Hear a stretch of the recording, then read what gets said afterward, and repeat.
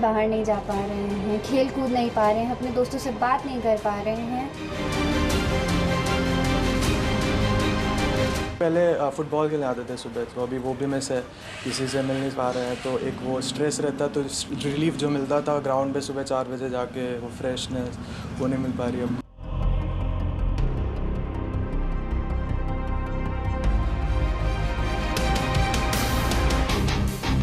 Because of Covid हमारे ऊपर हमारा जो मेंटल स्ट्रेस है वो बहुत ज़्यादा हो चुका है।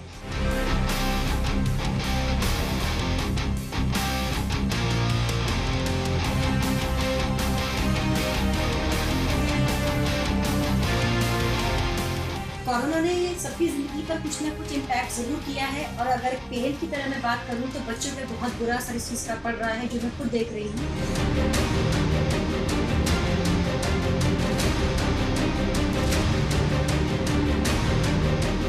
और पूरी तरह से घर एवं परिवार में सीमित होकर के रह गए हैं, ये उनके मानसिक स्वास्थ्य को प्रभावित किया है।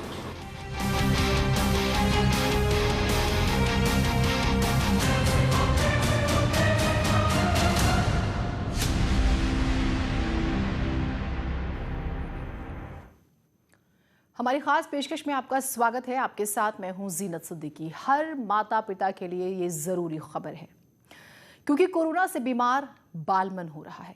एक तरह से बचपन पर कोरोना का ग्रहण है, और इस महामारी से बच्चों को हमें बचाना है। अगर थोड़ी भी लापरवाही होती है तो बच्चे डिप्रेशन में आ सकते हैं। इसी वजह से हम आपके लिए ये विशेष प्रोग्राम लेकर आए हैं। इसमें हम आपको बच्चों की बात सुनाएंगे, विशेषज्ञों के जरिए आपको बताएंगे कि अपने बच्चों का आप कैसे ज्यादा ख्याल रखें।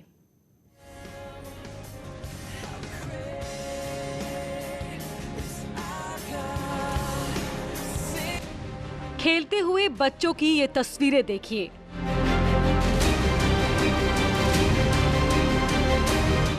कोई प्लेग्राउंड में फुटबॉल खेल रहा था, कोई मम्मी पापा के साथ पार्क में मस्ती करता था, झूलों पर बैठने की होड़ लगी रहती थी, कोई हॉर्स राइडिंग करता था, तो किसी को मेंढक की सवारी अच्छी लगती थी।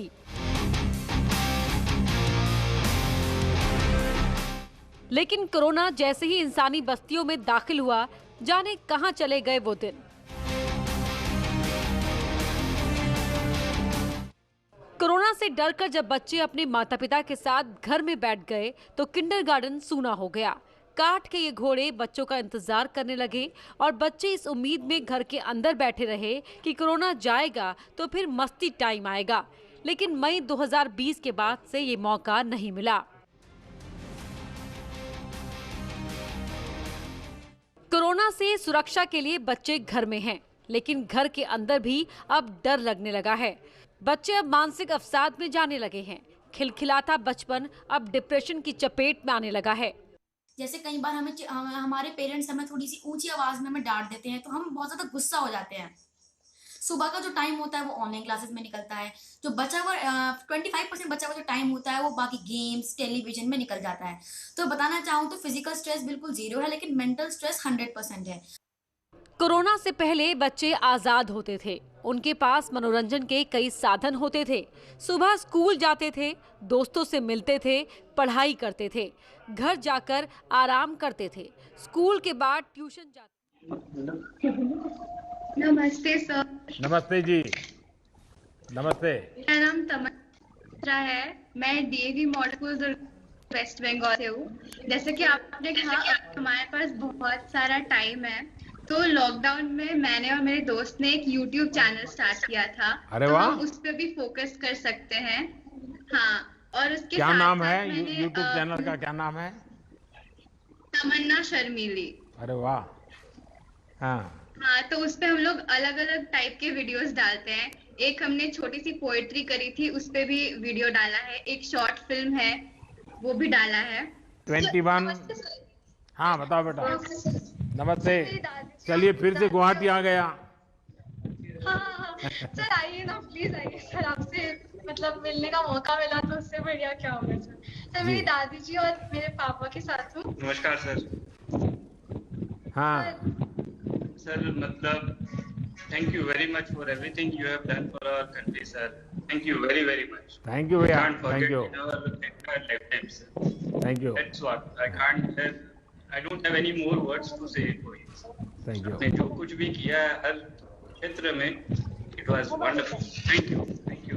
सर मेरे से ज्यादा मेरी दादी जी अपडेटेड हमेशा रहती हैं, आपको हमेशा न्यूज़ फॉलो करती है और हमेशा मुझे बताते रहती है कि आज ये अनाउंसमेंट हुआ, आज ये हुआ। वो भी आपकी बहुत बड़ी फैन है। अच्छा, तो दादी जी को सारी राजनीति का पता है? हाँ सर, दादी जी को पूरी राजनीति का पता है। राजनीति न्यूज़ से सारी अपडेटेड रहती हैं अच्छा। हमेशा। अच्छा, आजादी के इस बार 75 वर्ष हैं। आजादी के 75 साल हो रहे हैं। क्या आप लोग आजादी के जंग में, आप जिस जिले में रहे, वहाँ क्या घटना हुई थी, आजादी के समय क्या हुआ था, उस पर एक बड़ा अच्छा ऐसे लिख सकते हैं क्या? Yes sir. यस तो रिसर्च करेंगे? बिल्कुल लिख सकते हैं। Yes sir. पक्का? Yes sir. चलिए, बढ़िया। Yes sir. हाँ। सर मैं आपकी बड़ी फैन हूँ सर। Thank you. सर आपने जो डिसीजन लिया है वो बहुत अच्छा डिसीजन सर हमें लगा। आपने मतलब सब बच्चों के बारे में सोचा, ये मुझे बहुत अच्छा लगा सर। मैं आपकी बहुत बड़ी फैन हूँ सर। Thank you. और सर जो आपने कश्मीर में जो धारा 370 हटाई थी सर, वो भी मुझे बहुत अच्छा लगा सर। बहुत अच्छा सर डिसीजन था वो। धन्यवाद जी। हाँ सर, ये मेरे मम्मी पापा हैं। कोटि कोटि प्रणाम सर। तो उनको सबको पता चल गया कि आज आपने क्या क्या मुझे बताया है, अब आपको फॉलो करना पड़ेगा। सर मैं कुछ कहना चाहता हूँ सर। हाँ सर बताइए। आपके सर सारे गुणों का बहुत सम्मान करता हूँ, पर्टिकुलर सर ईमानदारी का मैं कायल हूँ सर। लेकिन सर एक गुजारिश है आपसे कि अभी भी हमारे भारत देश में जो ईमानदारी से काम करना चाहते हैं सर, उनका बहुत शोषण होता है सर। इसमें कृपया करके सर कुछ ऐसी नीति बनाए कि उन लोगों को सम्मान मिले, जिससे उनको उनकी ईमानदारी को देखते हुए बच्चे अनुसरण करें, दूसरे अनुसरण करें। नीति तो बनती है, लेकिन कुछ लोगों की नियत जो होती है वो रुकावट बनती है। तो हम सब मिलकर के वातावरण बनाएंगे तो जरूर बनेगा जी, सब अच्छा हो सकता है। 31 जय हिंद सर। जय हिंद। जय हिंद सर। जय हिंद। हाँ बताइए बेटा, क्या कहना चाहती हो? जी सर, मेरा नाम अर्नी साबले है, मैं एनी बेसेंट स्कूल इंदौर से हूँ। सर अभी जो आपने डिसीजन लिया वो तो अच्छा था ही, उसके अलावा आपका इंदौर किस बात के लिए मशहूर है? क्लीनलीनेस, स्वच्छता। हाँ, इंदौर के जिस प्रकार से कमाल किया है स्वच्छता को लेकर के, ये वाकई सब चर्चा है इसकी। हाँ जी सर। ये नंबर पूरा दिखता नहीं बेटा, तुम्हारा नंबर 5 है क्या? Hello sir. हाँ 5। हाँ नमस्कार सर। नमस्ते जी। मैंने पहले 5 नंबर से मैं बात कर रहा हूँ। ये बेंगलुरु तबला वादक तुम्हारा बहुत हो गया, बार बार तुम परेशान मत करो। हाँ नंबर 5। विद्यालय बेटा सुनाई नहीं दे रहा है, 5 नंबर तुम्हारी आवाज नहीं आ रही है। सर मैं जवाहर नवोदय विद्यालय पंडो मंडी हिमाचल प्रदेश से श्रेजल गुलेरिया। हिमाचल में कहाँ से बेटा? सर मंडी। तो मंडी Jawahar Navodaya Vidyalaya. Yes sir. Sir मेरे दादा आपके बहुत बड़े फैन हैं। नमस्ते जी। नमस्कार जी। नमस्कार जी। नमस्कार जी। तो अपना गांव कहाँ पड़ता है जी? मंडी। हिमाचल प्रदेश जिला मंडी। मंडी के पास है? मंडी से नजदीक है, 8-9 किलोमीटर। अच्छा की तरफ। और ठीक है? मैं ठीक हूँ। मेरी पोती। पहले तो मुझे आपके यहाँ से सेबू बड़ी खाने को मिलती थी।